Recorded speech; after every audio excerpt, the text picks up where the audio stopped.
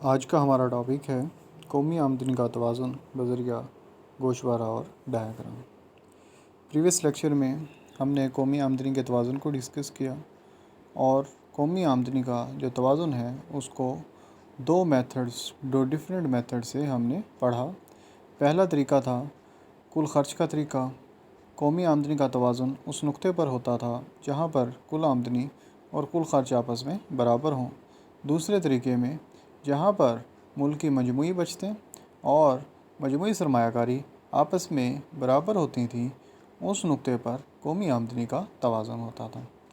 अब उनसी लेक्चर्स को हम गोशवारे और डायग्राम की मदद से डिस्कस करने जा रहे हैं। सबसे पहले हमारे पास तो फाइल सर्फ या सर्फ की मसावात दी गई है।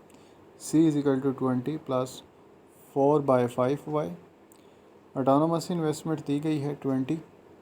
आमदनी के मेयार हमने सपोज़ किए हैं। अगर हमारी जो कौमी आमदनी है वो 50, 100, 150, 200, 300 तक हमने आमदनी अपनी लेनी है। जो सर्फ की मसावात दी गई है इसमें हम आमदनी की वैल्यूज़ को पुट करेंगे। सपोज़ मैं सबसे पहले 50 को पुट करता हूँ तो सर्फ मेरे पास आ गए 60। जब मैंने 100 को पुट किया तो ये कितना आ गया, 100 ही आ जाएगा सर्फ। 150 को पुट किया तो सर्फ 140 आ गया।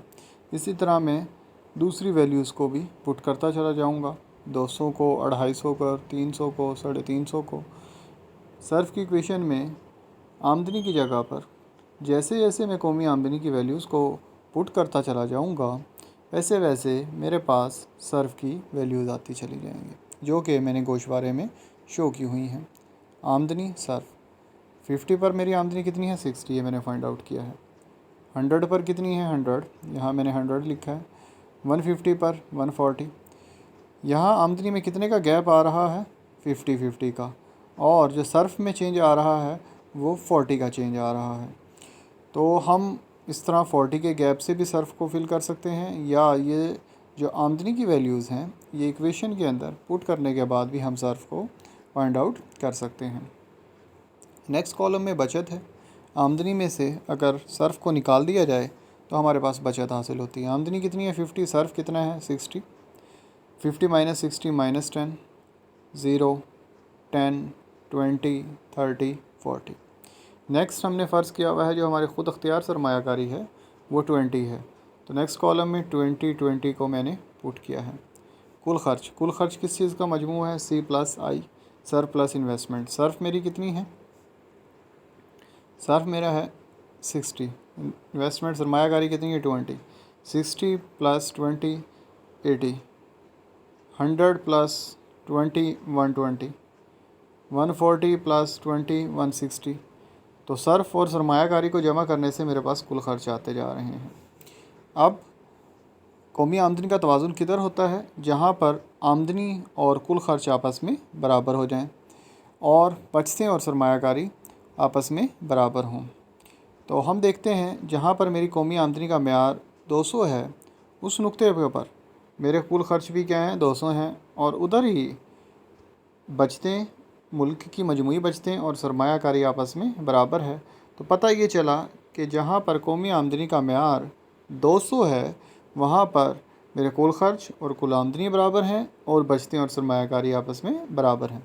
अगर हम आप इससे ऊपर जाएं तो यहाँ पर आमदनी मेरी क्या है, कम है। आमदनी क्या है, 50 है, ख़र्च कितना है, 80। आमदनी कितनी है, 100, ख़र्च कितना है, 120। आमदनी कितनी है, 150, ख़र्च कितना है, 160। यानी कि आमदनी कम है, ख़र्च ज़्यादा है। तो ये सिचुएशन कौन सी हो गई, जब आपकी आमदनी में इजाफ़ा हो रहा होता है। दूसरे लफ्ज़ों में यहाँ पर हमारी सरमायाकारी क्या होगी, ज़्यादा होगी, और जो बचतें हैं वो हमारी क्या होंगी, कम होंगी।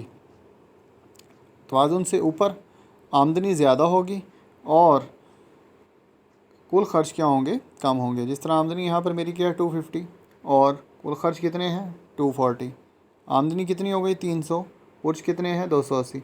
तो हमारी अब आमदनी में क्या होगी, कमी होगी, हम तवाज़ुन की तरफ जाएंगे। अगर हम तवाज़ुन से ऊपर हैं यानी कि आमदनी हमारी मेयार क्या है, कम है, तो हमने तवाज़ुन की तरफ आना है। और अगर हम ऊपर चले गए हैं 200 के म्यार से तो हमने वापस पीछे की तरफ आना है, तो हमारी आमदनी में क्या होगी, कमी होगी, जो कि हम तफसील से प्रीवियस लेक्चर में इन चीज़ों को डिस्कस कर चुके हैं। अब हम चलते हैं डायग्राम की तरफ।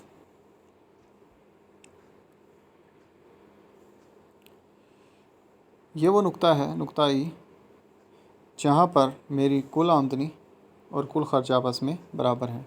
उसी नुक्ते पर बचतें और सरमायाकारी भी आपस में बराबर है। आपको ये रेड लाइन नज़र आ रही होगी जो हेल्पिंग लाइन को नुक्ता ई के ऊपर इंटरसेक्ट कर रही है, और नीचे ब्लैक लाइन ये हमारी खुद अख्तियार सरमायाकारी को शो करती है। दूसरी ब्लैक लाइन एसएस ये बचतों को शो करती है।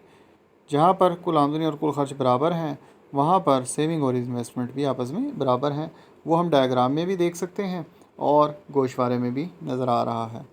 अगर आमदनी का म्यार बढ़ जाता है तो इधर क्या होगा, हमारी आमदनी ज़्यादा हो गई और expenditure come, E for expenditure यानी कि कुल खर्च, तो किधर जाएगा, मैं दोबारा पीछे की तरफ आऊँगा, यानी कि मेरी आमदनी में क्या होगी, कमी होगी, जो कि हम ये नीचे वाला जो पोर्शन है टेबल का उसमें हम देख सकते हैं कि अगर हम इधर आ जाते हैं इस रीजन में तो आमदनी में हमारी क्या होगी, कमी होगी। और अगर हम ऊपर चले जाते हैं, ऊपर इस रीजन में आ जाते हैं जहाँ पर हमारी आमदनी का म्यार कम है, तो इधर क्या होगा, सेविंग कम इन्वेस्टमेंट ज़्यादा, आमदनी कम एक्सपेंडिचर ज़्यादा, तो यहाँ पर आमदनी में इजाफे का रुझान देखा जाएगा। इस डायग्राम में नेक्स्ट नीचे कौमी आमदनी में तब्दीली किस तरह आएगी, अगर हम सरमायाकारी में तब्दीली कर देते हैं। सरमायाकारी में तब्दीली करने की वजह से इन्वेस्टमेंट का जो ऑटोनोमस इन्वेस्टमेंट का कर्व है वो ऊपर की तरफ शिफ्ट हो गया, जिसकी वजह से C+I' यानी कि कुल खर्च का कर्व भी ऊपर की तरफ शिफ्ट हो गया। पहले मैं ई पॉइंट्स के ऊपर तवाज़ुन पर था, अब मैं किसके ऊपर चला गया हूँ, E' के ऊपर चला गया हूँ। तो सरमायाकारी में तब्दीली की वजह से कौमी आमदनी में तब्दीली आ गई है। इस कॉन्सेप्ट को हम ज़ारिब कहते हैं।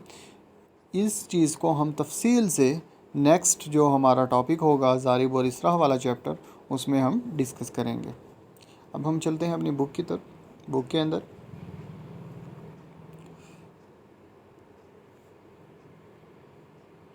इक्वेशन दी गई है, मसावात इक्वेशन दी गई है सर्फ की, उसके बाद खुद अख्तियार सरमायाकारी है, और ये टेबल्स जो कि हम लेक्चर में डिस्कस कर चुके हैं सेम वही टेबल बना हुआ है, डायग्राम्स जो कि मैंने अभी लेक्चर्स में डिस्कस की है।